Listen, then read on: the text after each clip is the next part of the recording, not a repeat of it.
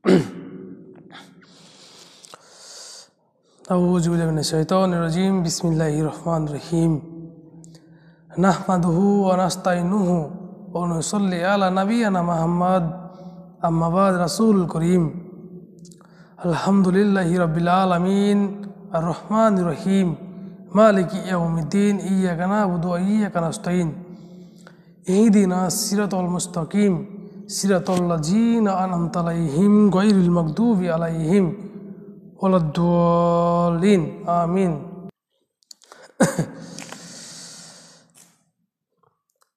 আমি ভাই আর একটা ভিডিও ছেড়েছিলাম যেটা ইসলাম ডিভাইডেড সম্পর্কে। ইসলাম কোনো ডিভাইডেড নয়, ইসলাম কোনো বিভক্ত নয়। আমি ইউটিউবে চ্যালেঞ্জ ছেড়েছিলাম এবং ফেসবুকে চ্যালেঞ্জ ছেড়েছিলাম। ইসলাম একটা, সেটা হচ্ছে মুসলিম। ভাই এইভাবে চ্যালেঞ্জ ছুড়েছিলাম আমি, যার কারণে আমাকে অনেকজন অনেক কথা বলেছে। একজন আমাকে বলেছে, তুই রাখাল ঘরের ছেলে, MA পাস, তোর কথা কেন মানবো? তাহলে আমি বলছি, তুমি পণ্ডিতগিরি, তুমি একটা প্রমাণ দেখা করে নেই। এই কোরআন ভাই, এই কোরআনের একটা আপনি দেখাতে পারবেন না যেখানে ভাই একটা দেখাতে পারবেন না যেখানে কোরআন বিভক্ত সম্পর্কে বলা হয়েছে, কোরআন ডিভাইডেড সম্পর্কে বলা হয়েছে। ভাই একটা পারবেন না।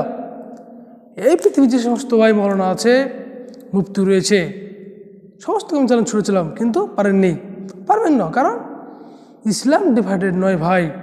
হ্যাঁ ভাই, অনেক লোক বলতে পারেন হয়তো যে ইসলাম ডিভাইডেড নয়, কিন্তু আমাদের ইমাম আবু হানিফা তিনি ইরাকে জন্মগ্রহণ করেছিলেন, তার অনেক মত আছে এবং তাদের ধর্ম অনুসারীকে বলে হানাফি।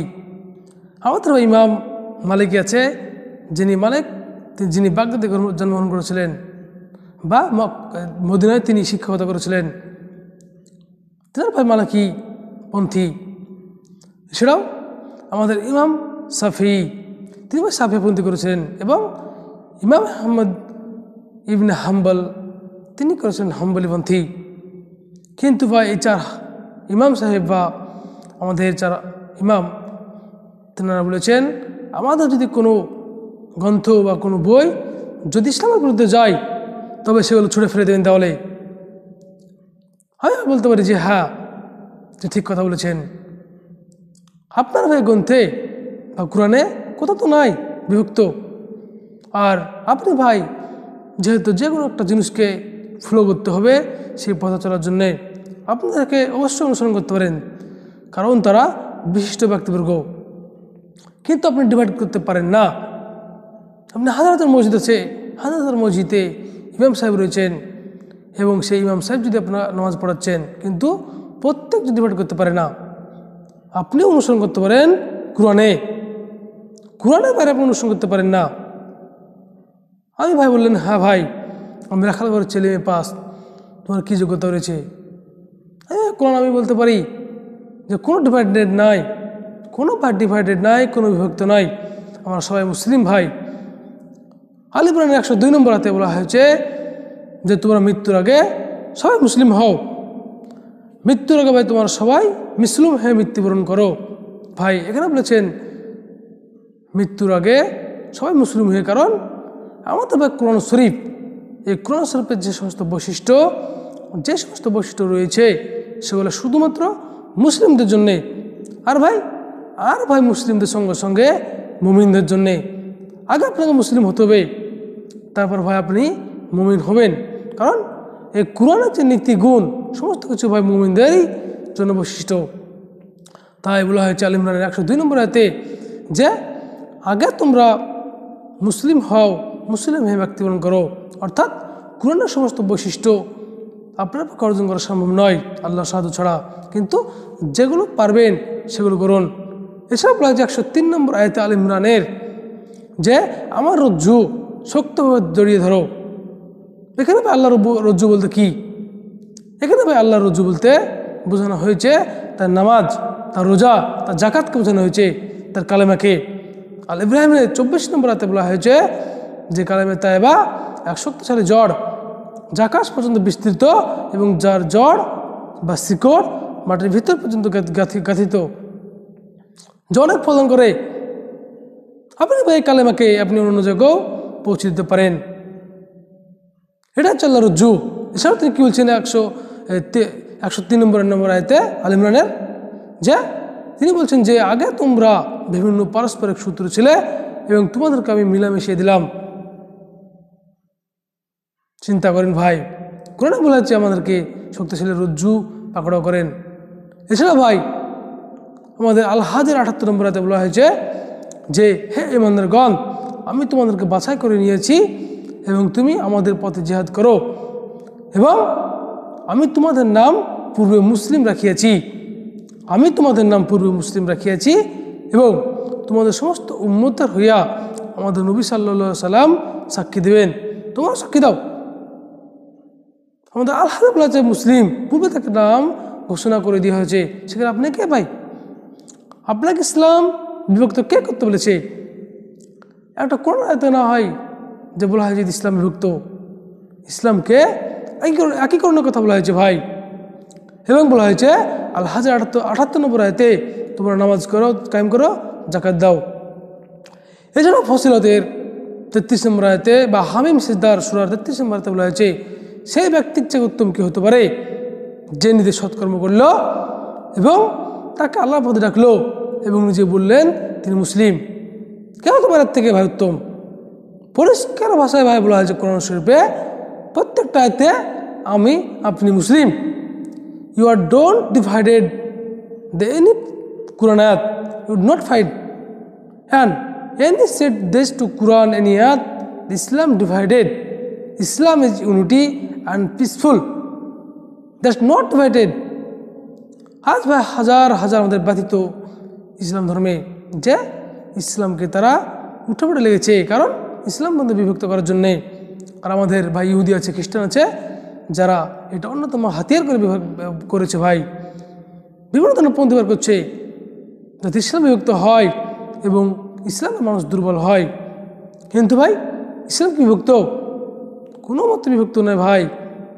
এছাড়া আল ইমরানের ভাই 34 নম্বর আয়াতে বলা হয়েছে তোমরা একই অংশে বিভক্ত ছিলে এবং তোমাদেরকে এক আলাদা আলাদা করিয়েছে তোমরা। এছাড়া ভাই আল ইমরানের 67 নম্বর আয়াতে বলা হয়েছে ইব্রাহিম আলাইহিস সালাম বললেন যে তিনি কি ছিলেন ইহুদি, তিনি কি ছিলেন খ্রিস্টান, তিনি ছিলেন একজন মুসলিম। অসংখ্য যা প্রমাণ আছে ভাই তিনি মুসলিম তা, কিন্তু কেউ মানে না, এটা কেউ মানে না। তার নিজের দলকে বিভিন্নভাবে বিভক্ত করে এবং তাতেই তাদের মজিয়েছে, কিন্তু ইসলাম কোনো বিভক্ত নয় ভাই। এছাড়া ভাই আল ইমরান 105 নম্বর আয়াতে বলা হয়েছে কি বলা হয়েছে তারা পরস্পর দলে বিভক্ত হইয়াছে এবং তাতে তারা বিঘ্ন হইয়াছে এবং তাদের কাছে স্পষ্ট কিতাব আছে, তা সত্য বিভক্ত হয়েছে, তাদের জন্য আযাব রয়েছে। বিভিন্ন দলে বিভক্ত হচ্ছে এখন ভাই আহলে হাদিস বলেন, এখন হানাফি, সুন্নি,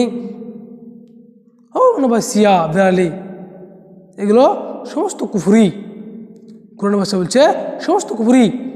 আর নিসার 149 নম্বর আয়াতে বলা হয়েছে সেই সমস্ত ব্যক্তির পথ অনুসরণ করো না যারা কুফরি করিয়াছে। কুফরি যারা করিয়াছে তাদের অনুসরণ যদি করো তোমাদের সমস্ত আমল ব্যর্থ হবে। অসংখ্য জায়গায় প্রমাণ আছে ভাই।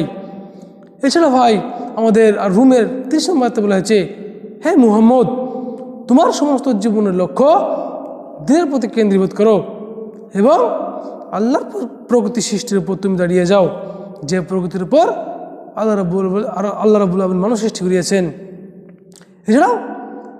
এছাড়াও তিনি বললেন যে 30 নম্বর তার রুমে যে তোমাদের দিনের কাঠামো কোনো বদল করার সিস্টেম না এবং এটা নির্ভুল দিন। আমি ভাই একজন আপনাকে বললাম যে একজন হানাফি মারা গেল, একজন সুন্নি, একজন ভাই আহলে হাদিস, একজন ভাই বেরেলি মারা গেল, কিন্তু তাদেরকে মারানোর পর পাশাপাশি আমি রেখে দিলাম। রেখে দেওয়ার পর ভাই একজন যদি মানুষ মারা যায় ছেলে এবং মেয়ে, তবে ছেলেদের ক্ষেত্রে ভাই 3টে কাফন, একটা ভাই ইজার, একটা কামিজ বা কুর্তা, আর একটা ভাই রয়েছে কাফাফা বা সাফাফা, এরকম। তাহলে আমাদের ভাই ইরাজটা কি? ইরাজটা হচ্ছে লুঙ্গির মতো একটা কাফন, যেটা লুঙ্গি পরতে হয়, কামেজ করতে হচ্ছে আমাদের গায়ে। আপনি আহলি হাদিস বা সুন্নি, আপনার জন্য কি 3টে কাফনের একটা বাদ যাবে? আপনার জন্য 3টে কাফনের জন্য একটা বাদ যাবে কি? না, আপনার জন্য 3টে কাফন, এবং যে মরবে তার জন্য 3টে কাফন, আপনি যদি মুসলিম হয়ে থাকেন। আর মেয়েদের ক্ষেত্রে ভাই তাই, মেয়েরাও যদি মারা যায়, একজন আহলে হাদিস, একজন অন্যান্য ক্ষেত্রে বা ডিভাইডেড সব মুসলিম, মৃত্যুর পর তার জন্য 5টা কাফন। কি? একটা হচ্ছে ইজার, কুর্তা, কামিজ এবং সিনাবন্ধন, আর রয়েছে ভাই ওড়না। একই সিস্টেম। আপনি ভাই আহলে হাদিস, একজন বলে হানাফি, একজন বলে সুন্নি, সাফিহি, মালিকি, হাম্বলি। হ্যাঁ, মারা গেলেন। মারা যাওয়ার পর আমি বললাম ভাই আপনি ভাই আহলে হাদিস, সেজন্য কি আপনার জন্য আপনার কবরে নিয়ে যাবে বিএমডাব্লিউর জন্য? বিএমডাব্লিউ করে যে কারে নিয়ে যাবে, যেখানে দেখে ফেরেশতারা আপনাকে বলবেন যে আরে ভাই এ তো অনেক বড় গাড়িতে এসেছে, তাকে কবরতে পাস করে দেয়, এরকম বলবে। আপনি ভাই সুন্নি, আপনার জন্য কোনো থার গাড়ি আছে, যে থার গাড়িতে আপনি গেলেন এবং নামলেন, নামানোর পর আপনাকে বলবে তো ভাই অনেক বড় গাড়ি নিয়ে এসেছে, একে পাস করে দাও, এরকম আছে। আপনি ভাই শিয়া, আপনি পৃথিবীর মধ্যে সবচেয়ে দ্রুতগামী জেট বিমান, দামি জেট বিমানে চড়ে গিয়ে নামালেন, আপনার জন্য ছাড় আছে? কোনো ছাড় নাই। আপনার ক্ষেত্রে এবং আমার ক্ষেত্রে, সবার ক্ষেত্রে সমান। এসব বলেছেন আফালা ইয়ালামু বুজিরা ইজাল বুসিরা মাহফিল কবর হসিলা মাহফিল সুদূর। সেদিন কবরটি উত্তোলন করা হবে এবং আপনার অন্তর অর্জন করা হবে। আপনার অন্তর কী আছে সেটা দেখবে। তবে অন্তর অর্জন করার জন্য আপনি নামাজ বাদ দেবেন তা নয়, অন্তর আপনার পরিষ্কার পরিচ্ছন্ন থাকবে একমাত্র নামাজের মাধ্যমে, সঠিক পন্থার মাধ্যমে। ইসলাম কোনো ব্যক্তি নয়। আপনাকে ভাই আহলে হোক, শূন্য খানাপি হোক, শিয়া হোক, সমস্তকে ভাই একটা খাটিতে করে নিয়ে যাবে অগ্রস্থানে। আপনার জন্য 4 তাকবীর, সবার জন্য 4 তাকবীর। বিভক্ত চাইতে ভাই কোনো বিভক্ত নয়। আপনার জন্য আল্লাহমদু সূরা, দুরূদ শরীফ এবং একটা মাগফিরাতের দোয়া একই।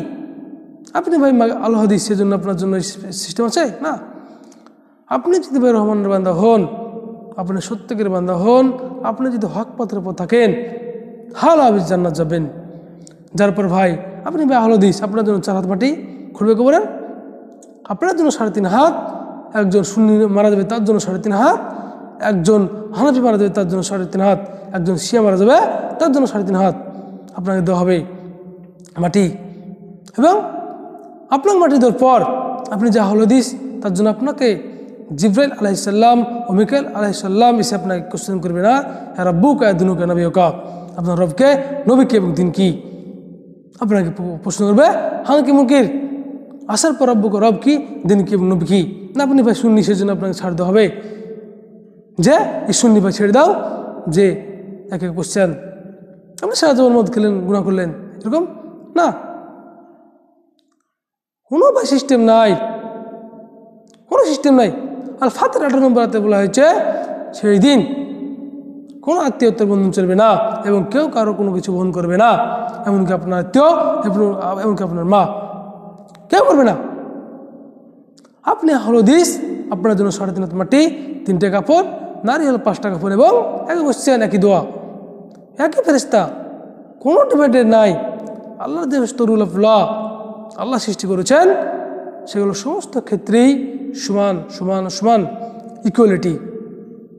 আপনি আহলে হাদিস, আপনি বড় পাঞ্জাবি পরেছিলেন, এক মাথা একটা হিরে বিশিষ্ট টুপি পরেছিলেন, সুন্নি পরেছিলেন, একটা ভাই আপনার চেয়ে কমা শিয়া পরেছিলেন, বা হচ্ছে দামি, তাহলে আপনার ভাই শিয়া, হানাফি, সুন্নি। আরেকজন ভাই বাস্তবতা একজন বসে আছে যে কঞ্চি করে খায়, সে ভাই দিন আনে দিন খায়, সে কোনো কিছু না, কিন্তু আল্লাহকে মানেন, কোরআনকে মানেন, তাহলে তাহলে কি সে ভাই জান্নাত যাবে না?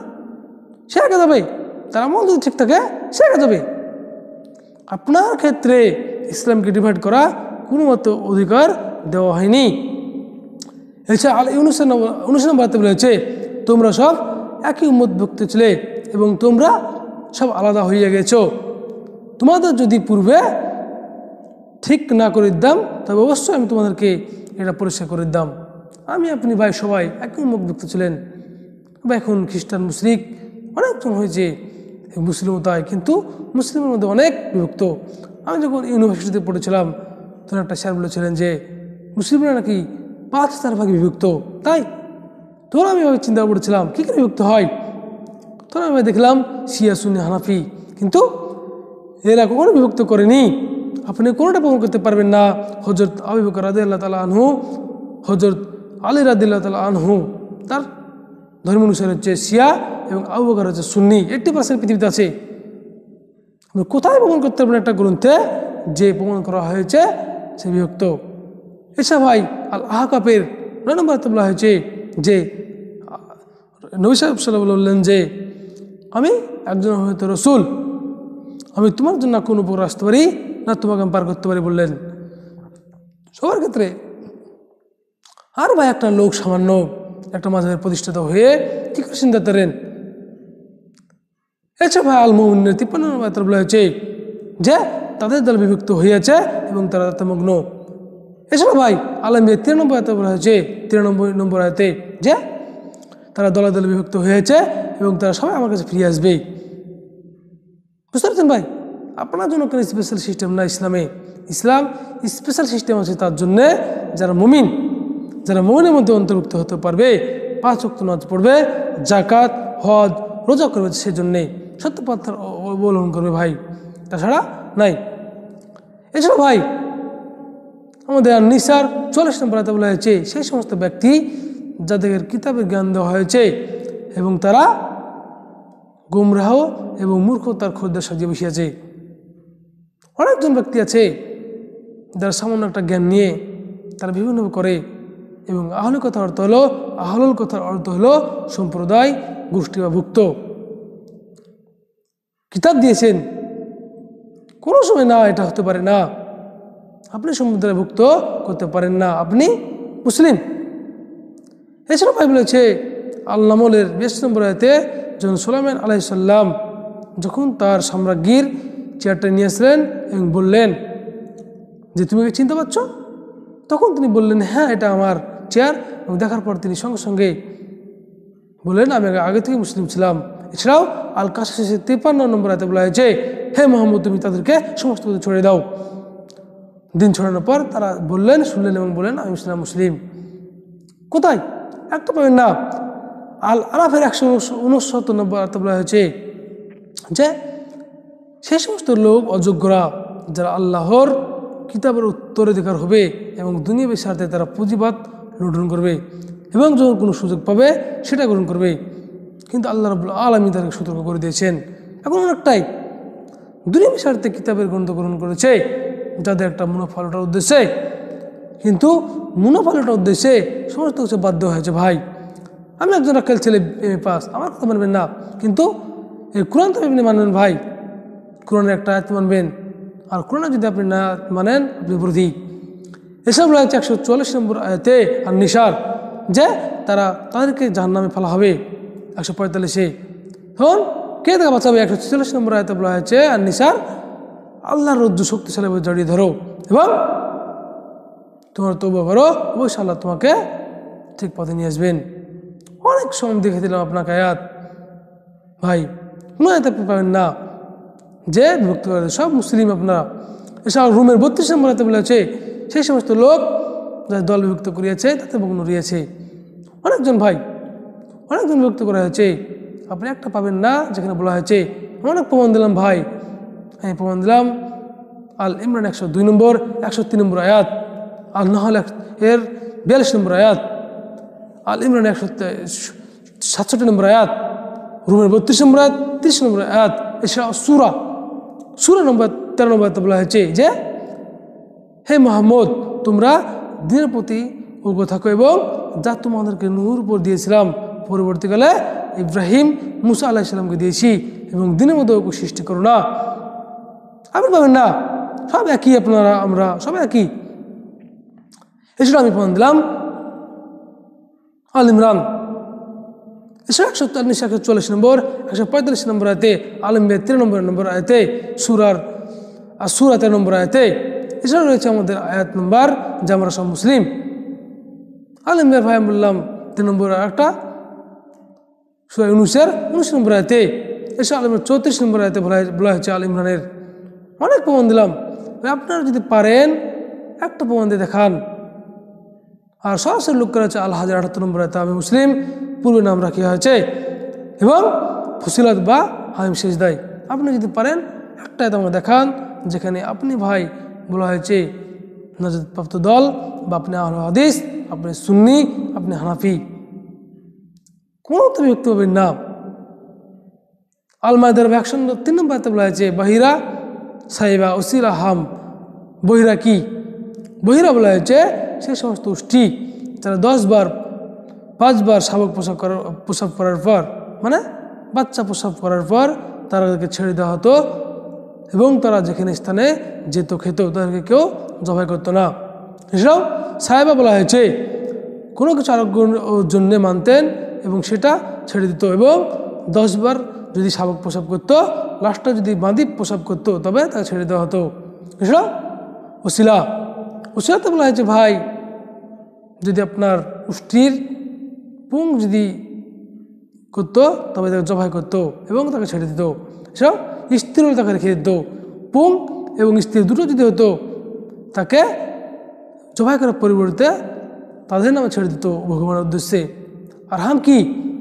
হাম ভাই রয়েছে যে সে উষ্টি যদি নাতি, আমরা বলি পিতা বলি নাতি, বুঝাহন করার ক্ষমতা রাখত তবে সে উষ্টিকে ছেড়ে দিত।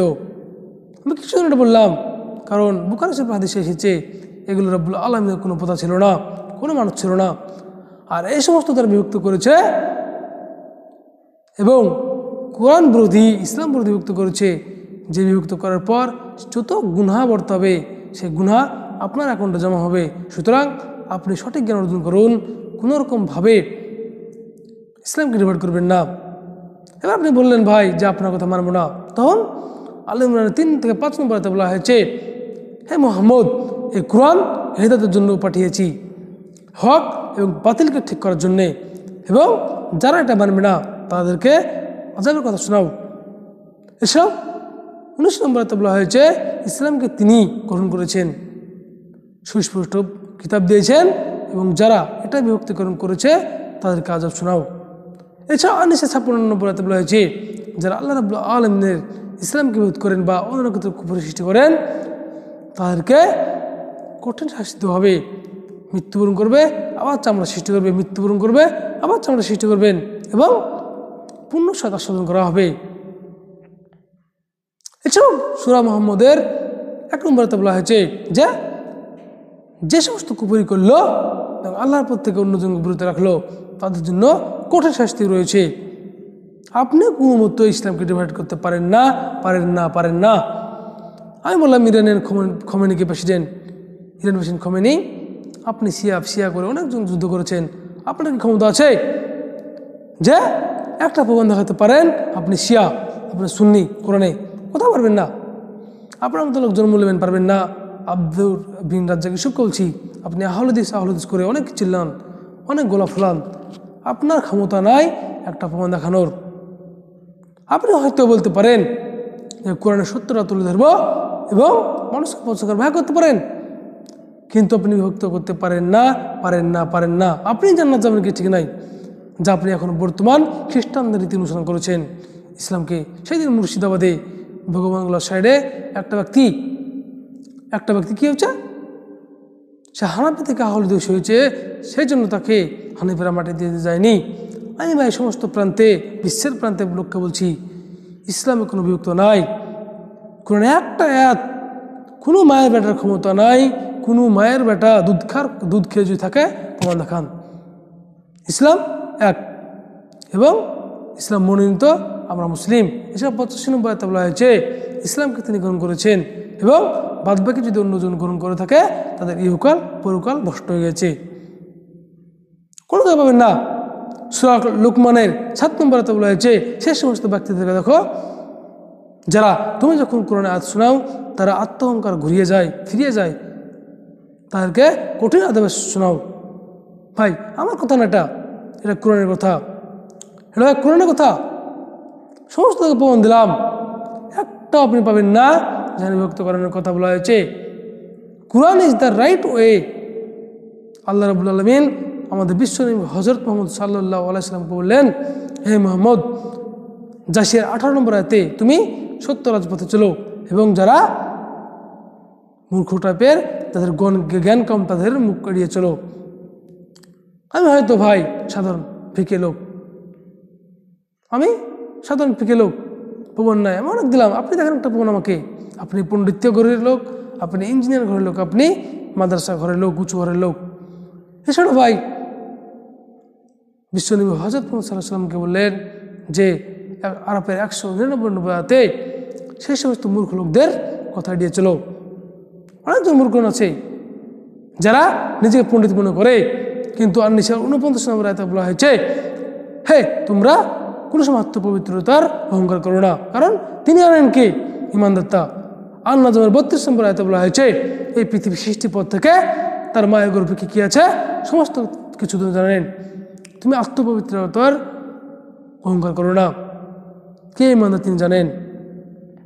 এছাড়া বলা হয়েছে অনেক নম্বর ভাই, অনেক আমি দেখিয়ে দিলাম যে আত্মপবিত্রতার অহংকার করো না। এটা কি বলা হয়েছে? বুদ্ধিমান কারা? বুদ্ধিমান হচ্ছে সেই সমস্ত লোক, আল হুজুরাতের 18 নম্বর আয়াতে বলা হয়েছে, যারা শুনলো এবং দেখার পর মানলো। এটা বলা হয়েছে সেই সমস্ত লোক রহমানের বান্দা। আল ফুরকানের 73 নম্বর আয়াতে বলা হয়েছে, কোরআনে যখন আয়াত দেওয়া হয় তখন আপনারা কোনো সময় তার অন্ধ অনুকরণ করবেন না, সেটা যাচাই করবেন, সেটা বাছাই করবেন, তারপর আপনারা চলবেন। আমরা মুসলিম, আমার ভাই মুসলিম, আমার ইসলামের অন্তর্ভুক্ত এবং আল্লাহ রাব্বুল আলামিনের সিস্টেম বিধানের অন্তর্ভুক্ত। এছাড়া আনফালের 22 নম্বর আয়াতে বলা হয়েছে, নিকৃষ্ট জীব কারা? নিকৃষ্ট জীব সেই সমস্ত ব্যক্তিরা যাদের বুদ্ধি আছে, জ্ঞান আছে, কিন্তু বুদ্ধি জ্ঞান থাকা সত্ত্বেও তা মানে না। সুতরাং আমি বলবো আব্দুল বিন রাজ্জাক ইউসুফকে, যে সমস্ত পৃথিবীর বিভিন্ন ব্যক্তিতে আছে প্রান্তে, কোরআনকে আপনারা ডিভাইড করেন, একটা আয়াত দেখান যা আপনারা শুনিয়েছে। একটা ব্যক্তি যদি মায়া দুধ খেতে থাকেন, আব্দুর রাজ্জাক বিন ইউসুফ, আপনি বর্তমান সবচেয়ে শত্রু ইসলামের, আপনি এমনি প্রচার করুন, কিন্তু কেন আপনি এটা বিভক্ত করবেন? ক্ষমতা যদি থাকে আমার সঙ্গে পাঙ্গালোর নাম শাহিন মণ্ডল, ইসলামপুর ইসিরপাড়া গ্রামে বাড়ি। আমার ইউটিউব সত্য কোরআন চ্যানেলে ডিভাইডে যোগ করুন। ক্ষমতা নাই, এই পৃথিবীর একটা ব্যক্তির ক্ষমতা নাই। আমি চ্যালেঞ্জ দিয়ে বললাম। আসসালামু আলাইকুম রহমতুল্লাহ বারাকাতুহু। আখির দাওয়ানা আলহামদুলিল্লাহি রাব্বিল আলামিন।